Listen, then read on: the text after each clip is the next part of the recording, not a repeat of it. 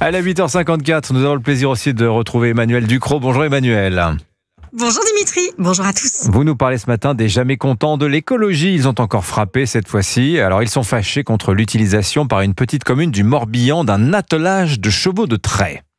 La commune de Questembert, 7000 habitants, a adopté en 2001 des chevaux territoriaux. La ville est gérée par une municipalité de gauche, tendance écologiste. Ça ne manque pas de sel pour la suite du récit, vous verrez.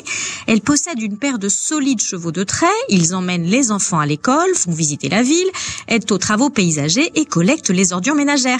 Ils remplacent le minibus scolaire ou le camion poubelle. C'est calme, ça ne pollue pas.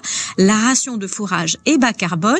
Et les chevaux, n'étant pas des gadgets, des agents municipaux sont formés pour en prendre soin.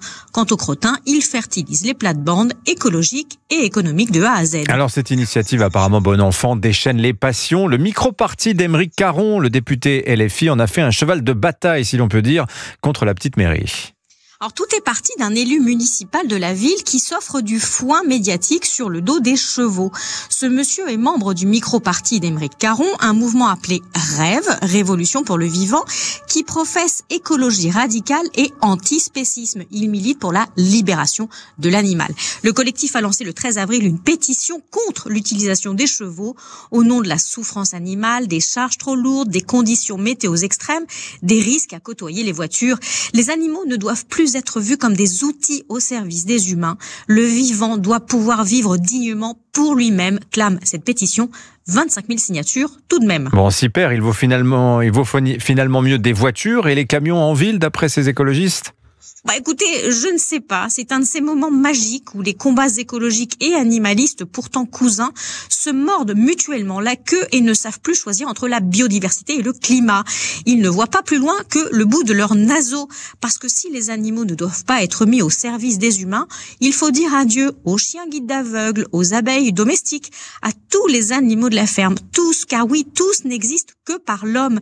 Le cheval de trait, typiquement, est une création, un animal sélectionné pour le travail. Il n'est pas apparu par magie. D'ailleurs, il n'a pas échappé à Aymeric Caron que la traction motorisée l'a quasiment fait disparaître. Il en reste 9500 en France. Si le cheval de trait vit pour lui-même, eh bien, il n'existe plus. Mais pourquoi l'extrême gauche écologiste est-elle à ce point électrisée par l'utilisation des chevaux de trait ? Une sociologue de l'INRAE, Jocelyne Porcher, l'explique très bien dans un ouvrage qui s'appelle « Cause animale, cause du capital ». L'animal, c'est le nouveau prolétariat à défendre pour l'extrême gauche type Aymeric Caron.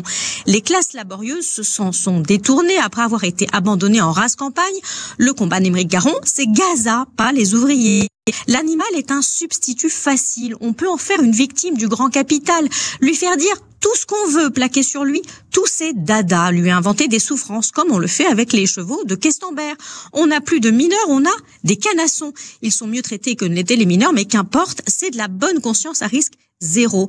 L'animal ne parle pas, ne proteste pas, et surtout, il ne vote pas, il ne vous sanctionne pas dans les urnes quand vous vous comportez comme un âne. Signature Europe 1, Emmanuel Ducrot. Merci Emmanuel.